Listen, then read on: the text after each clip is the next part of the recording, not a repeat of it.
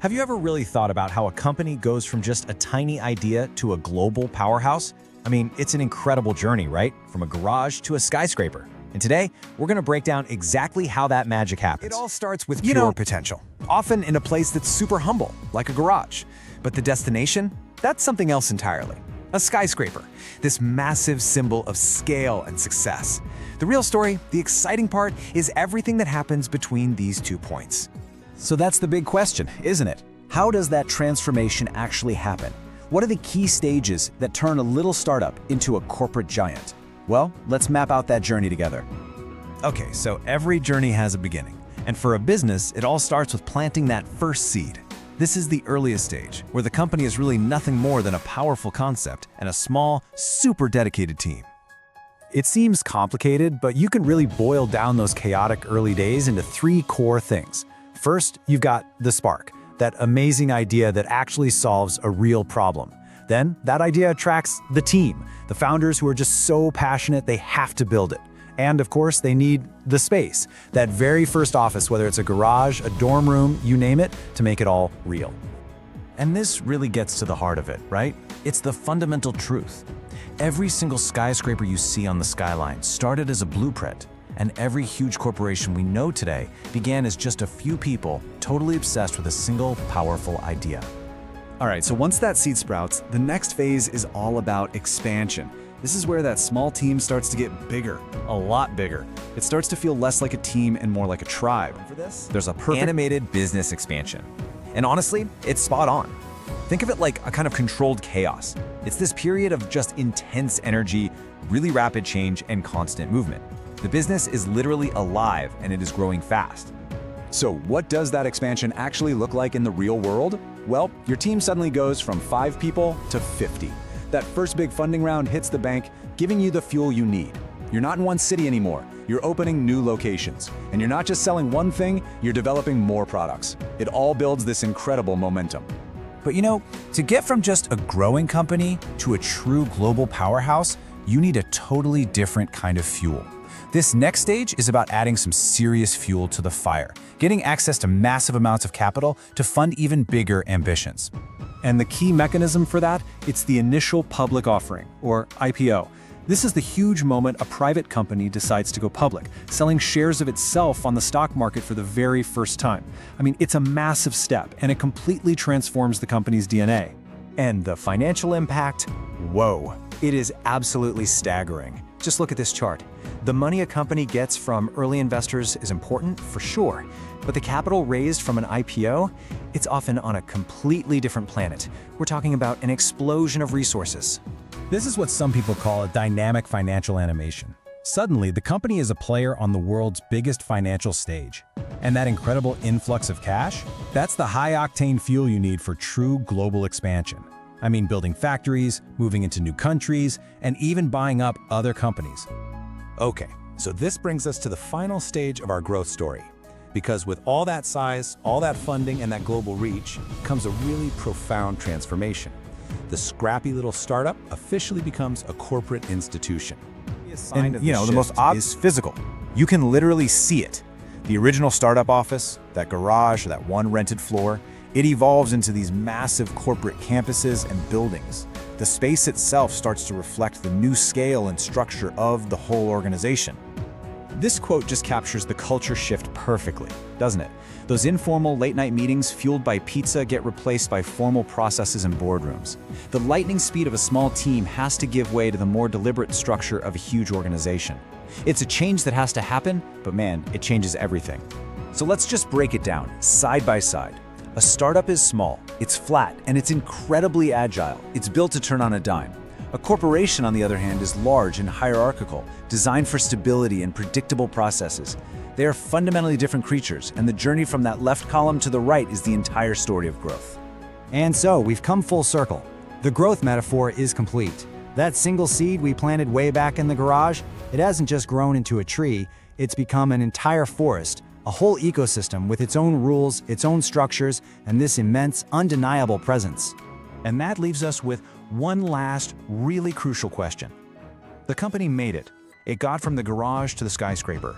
It's a success by every possible metric. But as it transformed from that agile startup into a structured giant, did its original spark, that powerful core idea that started it all, did it survive the journey? That right there is the enduring challenge of growth. I thought I knew what financial security meant. Turns out, I was about to learn a lesson. I always called our fixed deposit our safety net. I had no idea what that really meant. I'm Mel, and I'm a planner. So yeah, I built our savings very carefully, brick by brick. But then, one phone call changed everything. It just shattered our calm completely. The panic set in immediately. My mind was just racing. Everything felt way too slow. Then I remembered the FD. But breaking it, that means paperwork and penalties, right? I opened my banking app, and I just couldn't believe it. No forms, just 4 simple steps. And there it was, all our FDs, listed right in front of me. I just had to pick one. My heart was pounding. Okay, deep breath. And I just tapped confirm. And wow, just like that, the money was in our account. The pressure was just gone. Seriously, it took less than a minute. The crisis was averted. The relief was just incredible. You see, it wasn't just about the money. It was peace of mind, delivered instantly. It totally changed how I saw our money. Slow versus instant, paperwork versus just a few taps. My FD wasn't some locked treasure chest anymore. It was our lifeline, a powerful liquid tool. So I have to ask you, is your emergency fund really ready for a real emergency? Hey everyone, and welcome. Today we're going to talk about something really powerful. How you can take those massive financial dreams you have and actually start making them a reality. And the secret? Well, it isn't winning the lottery. It's all about taking one simple, consistent step. Let's dig in and see how it all works. You know that feeling? You sit down, you start thinking about your future. Maybe it's buying a house or traveling the world, or just, not having to worry about money when you're older. And then it hits you.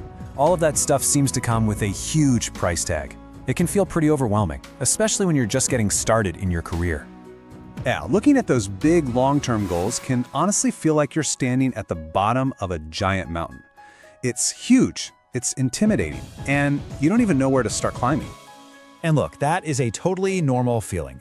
For so many young professionals, that gap between what you're earning right now and what you think you need to save, well, it can cause a ton of stress. It's so easy to feel like you're just not getting anywhere. But what if you had a guide for that climb? A simple, reliable tool to help you up that mountain, just one steady step at a time. Well, that's pretty much what a systematic investment plan, or an SIP for short, is all about. So, what exactly is an SIP? Let's break it down. It's simply a way to invest a set amount of money on a regular schedule, like every single month, into something like a mutual fund. That's it. It's not about complicated strategies, it's all about being consistent. Now, this is what I find so cool. Look at the difference here. The old way of investing was super stressful, right?